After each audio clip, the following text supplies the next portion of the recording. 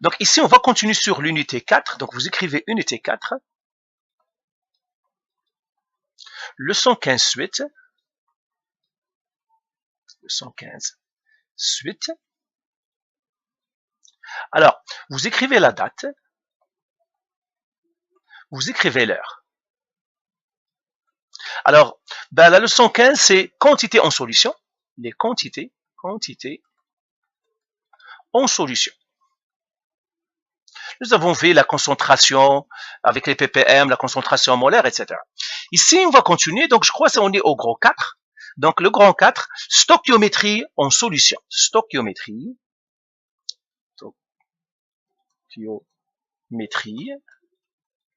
en solution. C'est quoi la stoichiométrie? Quand vous entendez stoichiométrie, de toute façon, je vous le dirai pour que vous compreniez que ça veut dire stoichiométrie. Alors, on va faire un exemple. Donc, exemple. On va faire l'exemple 1. Alors, on va faire cet exercice. Disons que, donc, du nitrate d'argent,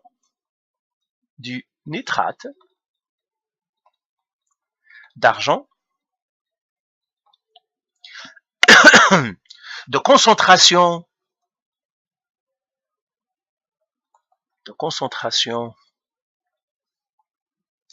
0,500 millilitres, 500 mol par M, je mettrai ici M, ou bien mol par litre, et de volume 55 millilitres, réagit avec du NaCl en excès, ou bien du chlorure de sodium, avec du chlorure de sodium, en excès. Maintenant, vous savez que ça veut dire en excès, que ça veut dire limitatif. Alors, détermine la quantité ou bien la masse du chlorure d'argent formé. Du chlorure d'argent formé.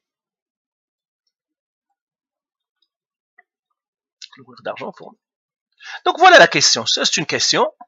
Et c'est ça la stoichiométrie. La stoichiométrie, c'est calculer les masses, c'est calculer les moles. C'est ça la stoichiométrie. OK, avec les réactions chimiques. Donc là, on lit encore notre situation. Qu'est-ce qu'ils nous disent? Nous avons déjà fait des questions avec ça. Ils nous disent du nitrate d'argent de concentration 0,500 mol par litre et de volume 500 ml réagit avec du chlorure de sodium en excès. Déterminer la masse du chlorure d'argent formé. Alors, première étape, toujours, on va faire première étape, c'est la stoichiométrie. Donc, première étape, toujours, écrire l'équation et la balancer. Donc, première étape, écrire l'équation et la balancer. Voilà. Alors, quelle est l'équation ici? Il suffit que je regarde qui a réagi avec qui. Ils nous disent du nitrate d'argent. Donc, j'ai le nitrate d'argent. Je vais l'écrire ici. Nitrate d'argent.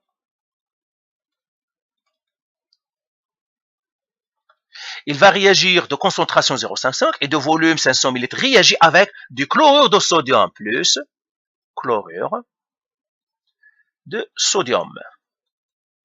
Alors, il va nous donner quoi? Il nous dit ici, détermine la masse de chlorure d'argent formé. Ça veut dire, ce qui est formé, le chlorure d'argent. Chlorure, ce qui est formé, c'est chlorure d'argent. Et puis, plus autre chose, on ne sait pas, c'est à nous de le déterminer. Alors, nitrate d'argent, ça c'est quoi le nitrate d'argent? C'est HgNO3. Plus le chlorure de sodium, c'est NaCl. Et qu'est-ce que cela va nous donner?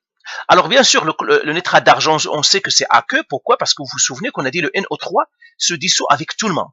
Vous vous rappelez, on a fait le tableau des solubilités. On a dit, lui, il c'est toujours soluble. Le NaCl, lui, est toujours soluble parce que le Na, lui aussi, est toujours soluble. C'est le premier groupe, il est toujours soluble, lui aussi, il est aqueux. Il va nous former des choses ici. Alors, moi, je vais faire la réaction ici. Donc, je vais faire HgNO3, aqueux, plus NaCl, aqueux, qu'est-ce qu'il va nous donner? Là, on pourrait le trouver nous-mêmes. Ils nous ont dit que ça va former du chlorure d'argent, donc c'est le AgCl, plus, il va nous former quoi d'autre? Qu'est-ce qu'on va nous former? Il suffit de le trouver ici. Comment on le trouve? On dissocie. Par exemple, j'ai Ag, le Ag, ça va être Ag+, NO3-, il suffit de regarder le tableau périodique, et lui, c'est le Na+, et le Cl-. Alors, il y aura un double déplacement, le Ag va partir avec le Cl, c'est pour cela qu'il va nous donner AgCl, et le NO3 va partir avec le Na. Alors, le Ag+, va partir avec le Cl- en double déplacement, ça va me donner AgCl. C'est celui-là qu'ils nous ont déjà dit. Et le Na+, va partir avec les NO3- pour nous former quoi? Le NaNO3. Donc, tout ça, vous devez savoir maintenant le faire, parce que c'est quelque chose qu'on a vu. Donc, vous devez savoir trouver la réaction à partir des composés. Donc, on a le NaNO3. Lui, c'est solide, parce que c'est un précipité. Alors, tout simplement pourquoi? Regardez le tableau des précipitations, ou de solubilité, vous allez que le Ag et le Cl, quand ils se rencontrent, ils nous donnent toujours un précipité. Là, c'est le NO3 encore, il est aqueux. Pourquoi? Parce que le NO3 se dissocie avec tout le monde. Le NO3 est toujours aqueux. Donc, voilà, ça c'est notre réaction. Et il faut la balancer. Alors, pour la balancer, il suffit de la vérifier. Elle, si vous la balancez, elle est déjà balancée comme ça. J'ai le Ag, j'ai Ag, NO3, NO3, Na, Na. Donc, la réaction est déjà balancée. Alors, deuxième étape. Donc, la première étape, c'est écrire l'équation chimique et la balancer. On vient de le faire. Deuxième étape, convertir les masses en moles ou les concentrations en moles, c'est-à-dire trouver les moles. Maintenant, je vais écrire, avant qu'on faisait convertir les masses, mais ça dépend qu'est-ce qu'il nous donne. S'il nous donne les masses, on convertit les masses en moles. S'il nous donne autre chose, on doit convertir. Donc, trouver les moles des substances données. Des substances données. Donc, soit on convertit les masses, ça dépend qu'est-ce qu'il nous donne. Alors, je vais regarder qu'est-ce qu'il nous donne. Là, ils me disent, qu'est-ce qu'il me donne? Il me donne le nitrate d'argent. Ils me disent le nitrate d'argent de concentration 0,500 mol par litre. Donc, il me donne la concentration du nitrate d'argent. Donc, j'écris nitrate d'argent. Nitrate d'argent, c'est qui? C'est le AgNO3. Alors, qu'est-ce qu'il me donne pour lui? Il me donne sa concentration. Donc, je mettrai ici N égale, V égale, C égale. Donc, quand il y a concentration, toujours il y a le N, il y a le V. La concentration, il me la donne. C'est quoi la concentration? 0,500 mol par litre. Donc, 0,500 mol par litre. Qu'est-ce qu'ils me donnent aussi? Ils me disent, donc, de concentration, donc ils me donnent la concentration, et de volume, ils me donnent le volume, 55 millilitres. Donc, ils me donnent ici le volume, 55 millilitres. Eh bien, je peux trouver le N. Il n'y a rien d'autre qu'il me donne rien d'autre, donc c'est ça. Donc, je dois trouver le N, le nombre de moles. Donc, comment on calcule le nombre de moles quand on est concentration? On a une formule. C, elle est égale à quoi? À N sur V. Donc, c'est ça la formule de la concentration. Il y a un petit problème, c'est que j'ai 55 millilitres, ça c'est les millilitres, je dois les convertir en litres. Parce qu'avec les concentrations, c'est toujours les litres avec les litres qu'on doit travailler. Donc, comment on fait la conversion? On l'avait déjà dit. Si j'ai les litres, je vais partir au millilitres. Je dois faire fois 100. Fois 1000, pardon. Mais là, j'ai les millilitres que je vais convertir en litres, je dois diviser par 1000. Donc, ça, je dois le diviser par 1000 pour trouver les litres. Alors, ça me donnerait 0,055 litres. Voilà la concentration. Donc, je l'ai trouvé.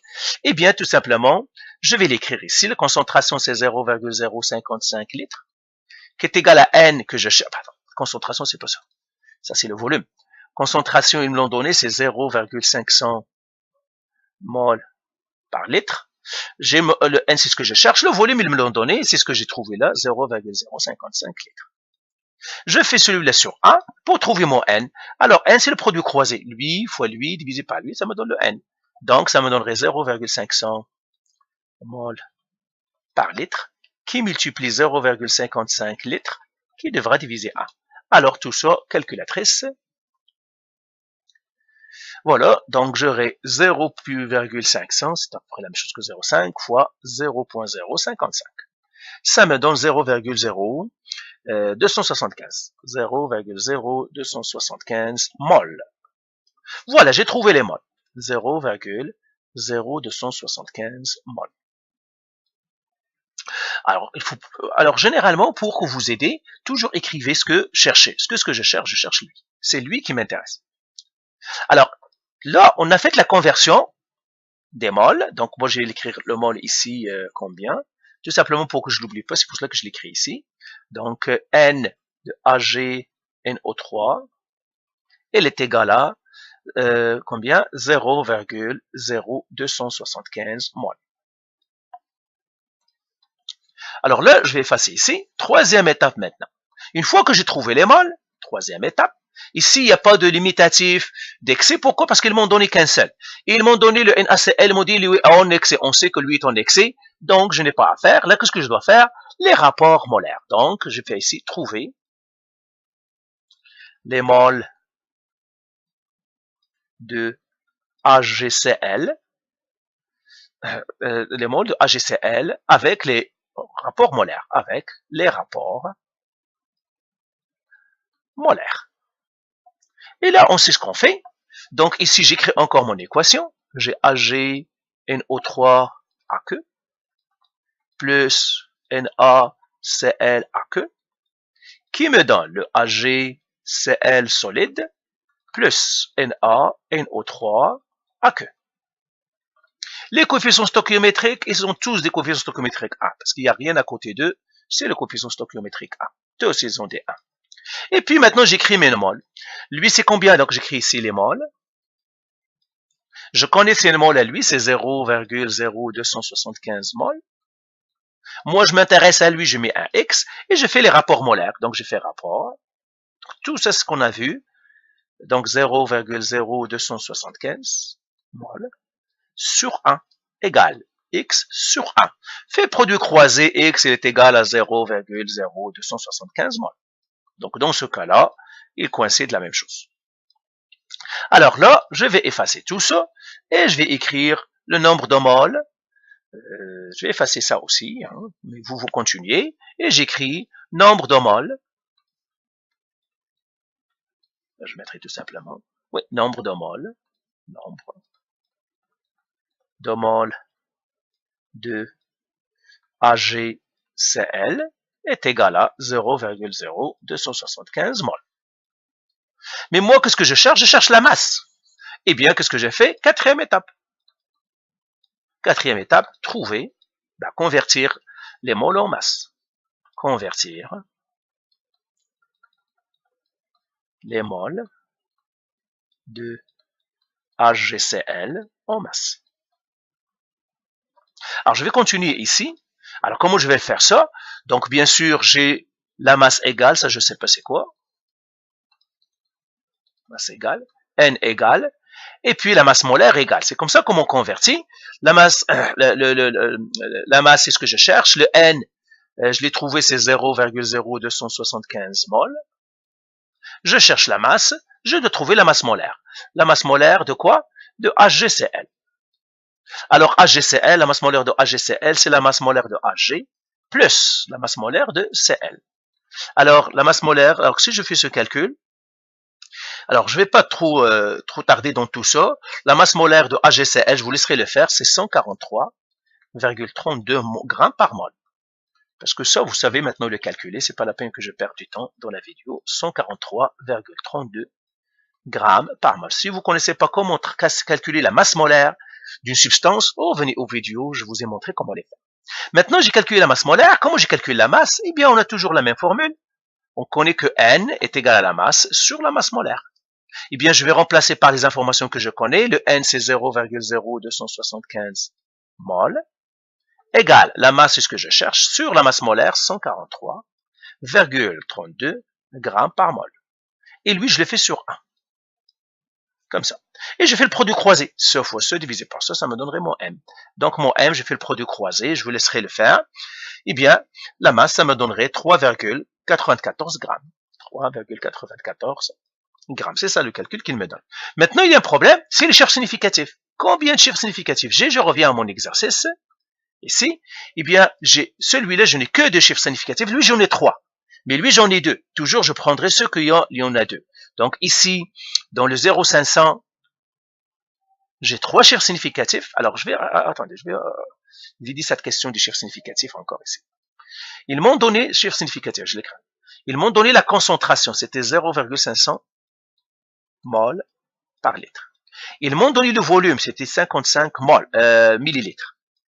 Alors, dans la concentration, combien de chiffres significatifs? J'en ai 3.